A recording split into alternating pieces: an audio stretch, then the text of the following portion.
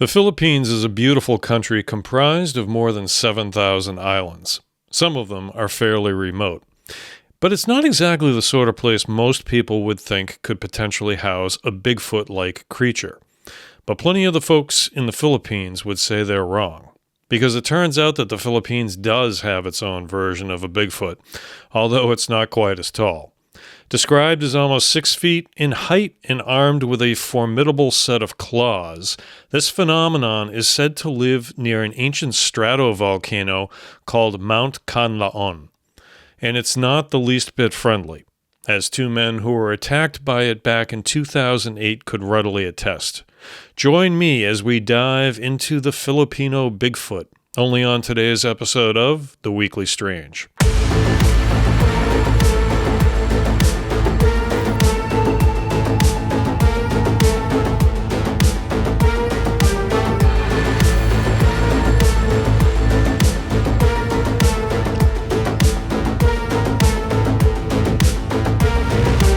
Hello, everyone, and welcome to The Weekly Strange. I'm your host, John F. Murs, author, actor, adventurer. Now, before we begin tonight, and again, I apologize for beating this over your head over and over again, but I did want to let you know that throughout the month of October, I am doing a special video series called The Daily Strange, with new videos dropping every single day at midnight, talking about all things supernatural and cryptids and monsters and all that good stuff. So be sure to come back to the channel each and every day to check out the latest videos, and let me know what you think in the comments of each one. Now, to today's episode. For many people, when they think of cryptids, images of Bigfoot, Nessie, or even the Chupacabra come to mind. These creatures inhabit the fringes of our known world, are elusive and tantalizing. But the Amomongo, while equally unproven, distinguishes itself not just by its appearance, but by the documented encounters that escalated from livestock predation to actual attacks on human beings. This isn't just a folklore monster. For a time, it was a very real, very terrifying threat to a small rural community. But before we get too far ahead, let's start with the basics. What exactly is the Amomongo? The name itself is believed to come from the Hiligaynon word amo, which means ape or monkey. This gives us a direct clue as to its reported appearance. Descriptions of the Amomongo consistently paint a picture of a hairy man-sized ape standing roughly around 5 feet 4 inches tall, or about 1.6 meters. Eyewitnesses often emphasize its most terrifying feature, long, sharp nails or claws, which it reportedly uses with devastating effect.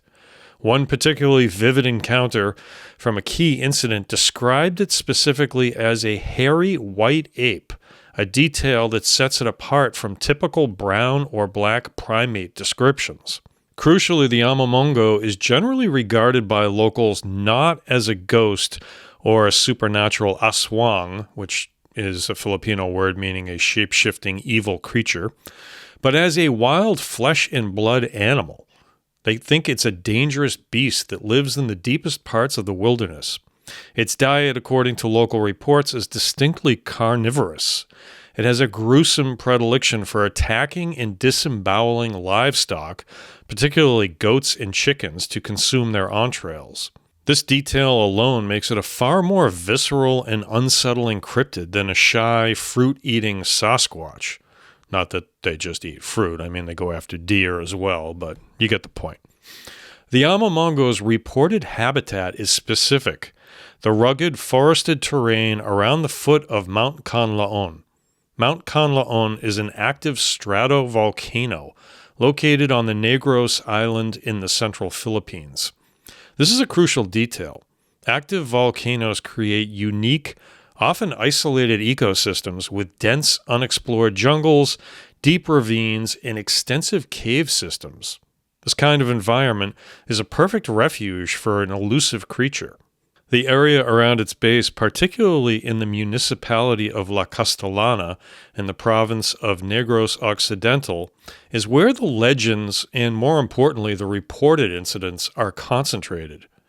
Imagine living at the edge of such a wilderness, a place where the untamed jungle begins right where your farmland ends, where the looming shadow of an active volcano suggests a primal, untamed world. It's a place where old legends can easily take on new life, especially when unexplained events begin to occur. For years, the Amomongo was merely a part of local folklore, a cautionary tale told to children, a frightening story shared around fires.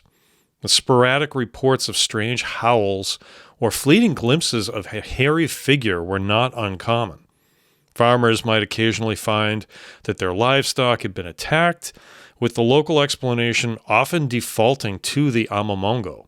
But these remained isolated, unverified whispers, until that is June of 2008. The summer of 2008 marked a significant shift for the Amomongo. It transitioned from being a creature of myth to a very tangible, terrifying presence in the lives of the people of Barangay Sagang, a village within La Castellana, Negros Occidental. These incidents were not just whispers.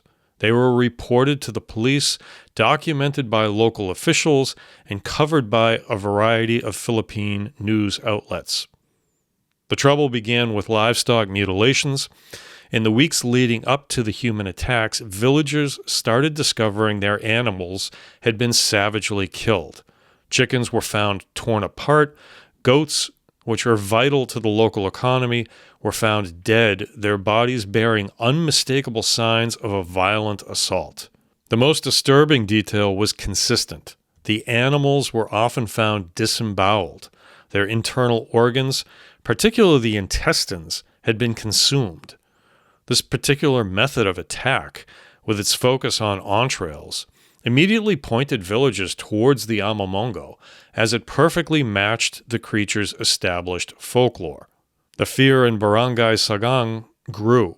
Villagers started taking extra precautions, securing their pens, but the attacks continued, suggesting a creature of unusual strength and cunning.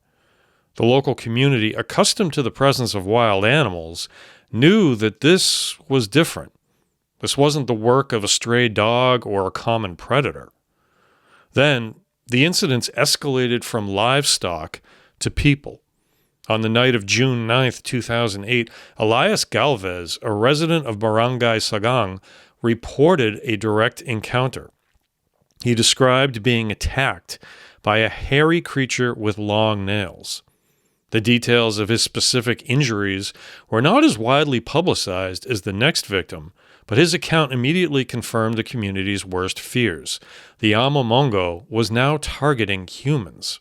The very next night, June 10, 2008, another resident, Salvador Aguilar, experienced an even more terrifying ordeal. Aguilar's account is one of the most compelling pieces of quote-unquote evidence in the Amomongo story.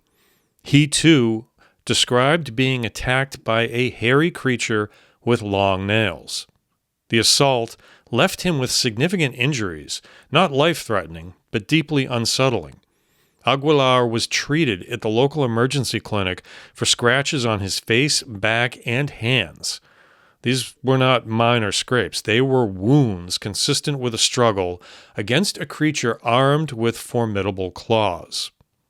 The reports from Galvez and Aguilar, combined with the ongoing livestock attacks, forced the local authorities to take the matter seriously. This wasn't just folklore anymore, it was a public safety concern. The then mayor of La Castellana, Alberto Nicor, publicly confirmed the incidents and the victims' injuries.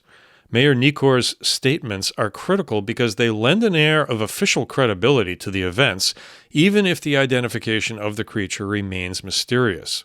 He urged villagers to be extremely vigilant, especially at night. He even went so far as to suggest practical measures like placing bait to try and capture the creature. This wasn't a mayor dismissing local fears.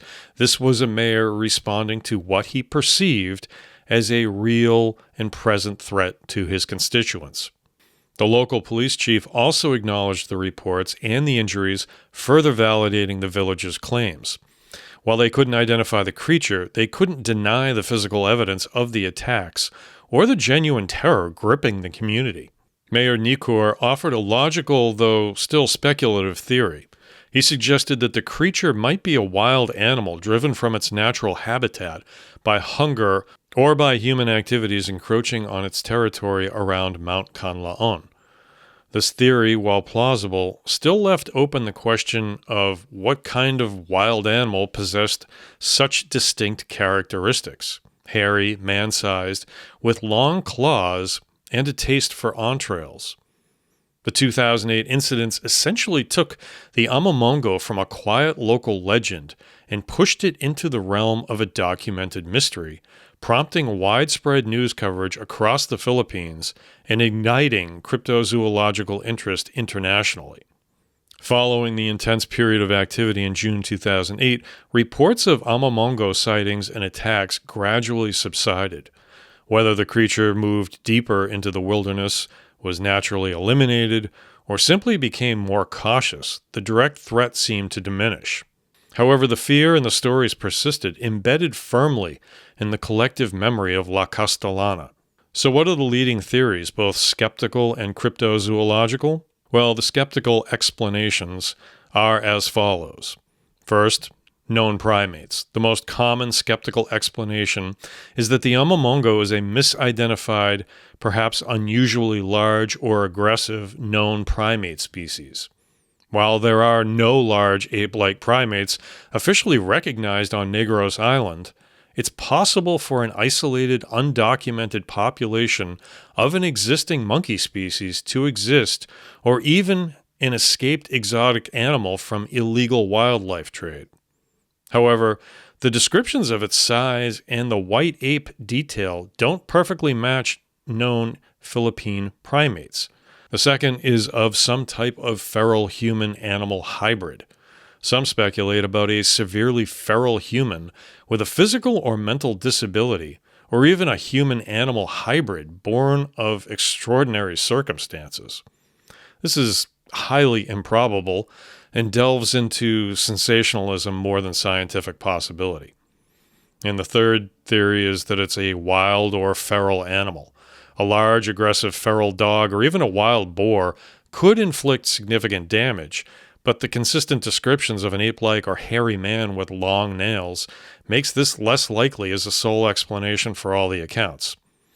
And then there's the theory that it's just simply mass hysteria and exaggeration.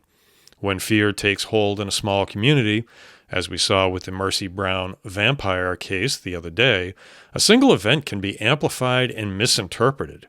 An attack by a common wild animal could be exaggerated through the lens of local folklore, creating a quote-unquote monster where none truly exists. However, the documented injuries and official response in 2008 make it clear something aggressive was happening. The cryptozoological explanations are as follows. First, it's some type of undiscovered primate species. This is the leading cryptozoological theory. Given the rich biodiversity of the Philippines and the often unexplored nature of its remote volcanic jungles, it's not impossible for an undiscovered large primate to exist. It could be a species of ape or monkey that has evolved unique characteristics, like sharper claws for digging or hunting. The second theory is that it's some type of relict hominid. A more speculative theory suggests the Amomongo could be a relict hominid, a surviving population of ancient human ancestor or cousin, similar to some theories proposed for Bigfoot. While fossil evidence for such creatures in the Philippines is scarce, the islands are known for their unique evolutionary pathways. For example, Homo floresiensis in Indonesia. For the people of La Castellana, the Amomongo is part of their local identity, a creature that serves as a living cautionary tale about respecting the boundaries between human habitation and the untamed wilderness.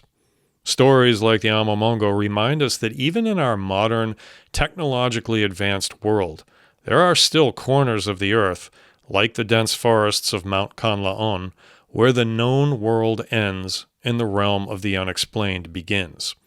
The attacks in 2008, confirmed by eyewitnesses and local authorities, elevate the Amomongo beyond mere legend, making it one of the most intriguing and chilling cryptids in recent memory. Is it a previously unknown primate, an unusually aggressive common animal, or something else entirely, a creature that defies our current understanding?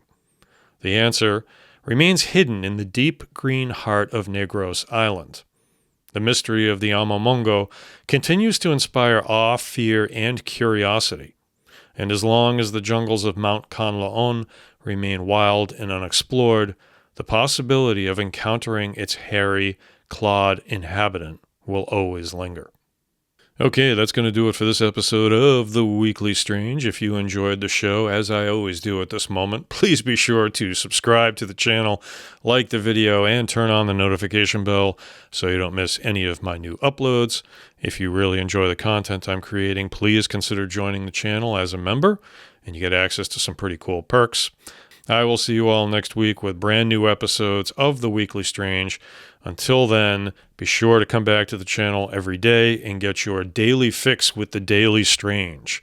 Until then, have a fantastic weekend. Thank you for watching. Thank you for listening. Good night.